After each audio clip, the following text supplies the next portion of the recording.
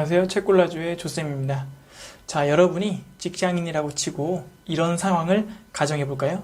아주 중요한 인사평가를 앞두고 있습니다.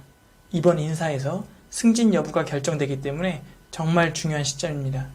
마침 운 좋게도 회사에서 여러분의 인사권을 쥐고 있는 상사인 이사님과 딱 3분 둘이서만 대화할 수 있는 시간이 생겼습니다. 자, 상사에게 어떤 질문을 드리면 좋을까요? 한번 생각해 보실까요? 오늘 소개할 책에서 이런 식으로 질문을 하라고 권해주는데요. 정말 감탄했습니다. 자, 이렇게 한번 질문해 보는 것입니다.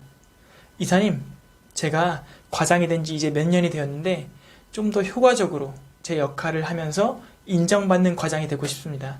앞으로 제가 어떤 점들을 좀 더 신경 쓰면 좋을까요? 자, 너무 고급지면서도 겸손한 질문 아닌가요? 그 상사는 이런 질문을 하는 부하를 얼마나 좋게 평가하겠습니까? 오늘 소개할 책은 그렇게 물어보면 원하는 답을 들을 수 없습니다. 입니다.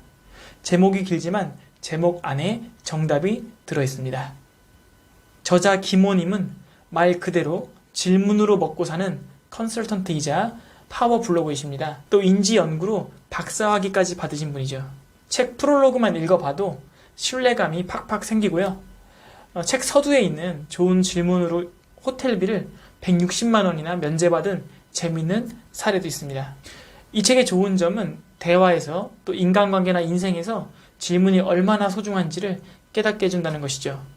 그리고 좋은 질문을 디자인하는 방법들을 배울 수 있어서 정말 좋습니다. 딱히 아쉬운 점은 없지만 굳이 하나를 꼽으라면 각 챕터 뒤에 2쪽에서 3쪽짜리 질문 디자인 연습 코너가 나오는데요. 이게 좀 짧아서 조금 아쉬웠습니다. 네, 이 책의 구성은 이렇게 되어 있고요. 저는 인상적인 부분 3가지를 리뷰하면서 추천해드리고자 합니다. 첫 번째로 후속 질문의 중요성, 두 번째로 피드 포워드의 중요성, 세 번째로 핵심 질문의 중요성입니다. 자, 먼저 후속 질문의 중요성부터 설명드리겠습니다. 한 연구에 따르면 호감을 많이 얻는 사람들이 즐겨 쓰는 질문 중 후속 질문이 가장 강력하다고 합니다. 후속 질문은 추가 질문이라고 할 수도 있는데요. 상대방이 한 이야기를 들은 후에 추가 질문을 하는 것입니다. 후속 질문은 크게 4단계로 구성되어 있는데요. 먼저 첫 번째 단계는 오프너를 생각해 보겠습니다. 오프너는 대화나 인간관계를 시작하는 질문이죠. 직업적으로 만난 사이라면 일이나 어떤 회사 경험 등에 대해서 시작할 수 있겠죠. 저자는 6하 원칙을 잘 활용하라고 말합니다. 예를 들면 이렇게 질문할 수 있겠죠. 언제부터 이 일을 시작하셨나요? 지금은 어디서 일하시나요? 어떻게 이 일을 시작하게 되셨어요? 두 번째로 한 걸음 더 들어가기, going deeper. 말 그대로 한 걸음 더 들어가는 단계입니다. 어떤 주제에 대해 이야기하게 되면 구체적인 예시나 원인, 결과, 의미 등을 물으면서 더 깊이 들어갈 수 있습니다. 예를 들면 이렇게 질문할 수 있겠죠. 구체적인 예시를 들어줄 수 있나요? 그 일이 어떤 영향을 주었나요? 그때 어떤 생각이 드셨어요? 왜 그렇게 생각하셨는지 제가 물어봐도 될까요? 자, 그 다음 단계는 미러링입니다. 거울처럼 상대가 말한 것을 제가 요약하면서 확인하는 단계죠. 그 미러링과 리액션만 잘해도 대화의 고수가 될 수 있겠죠? 이런 식으로 미러링 할 수 있겠습니다. 그 말씀의 의미가 이것이 맞나요? 제가 이해한 바로는 이것이 맞나요? 네 번째로는 다른 관점의 의견과 이야기를 제시하는 것입니다. 상대방의 이야기를 잘 들은 후에 나의 의견과 나의 이야기를 제시함으로써 좋은 인상을 남기고 또 좋은 성과를 낼 수 있죠. 이런 식으로 대화를 할 수 있겠습니다. 그 이야기를 다 듣고 보니 이런 생각이 드네요. 선생님 말씀을 통해 이런 아이디어가 떠올랐어요. 자, 이렇게 후속 질문의 4가지 단계 기억해 보시고 활용해 보시면 질문의 달인이 될 수 있을 것 같습니다. 두 번째로는 피드 포워드의 중요성입니다. 저자에 의하면 피드백은 자동차의 거울에, 피드 포워드는 자동차의 앞유리에 비유할 수 있습니다. 운전은 거울이 아닌 창문을 보면서 하는 것이죠. 피드백은 과거의 행동이나 말에 관한 것이지만 피드 포워드는 향후 나의 개선 방향에 관한 그런 제안을 의미합니다. 예를 들어, 자, 오늘 내 발표가 어땠어? 이렇게 물어보는 것은 피드백이죠. 그런데 내가 다음에 또 이 발표를 하려고 하는데 더 개선하려면 어떤 점을 보완하면 좋을까?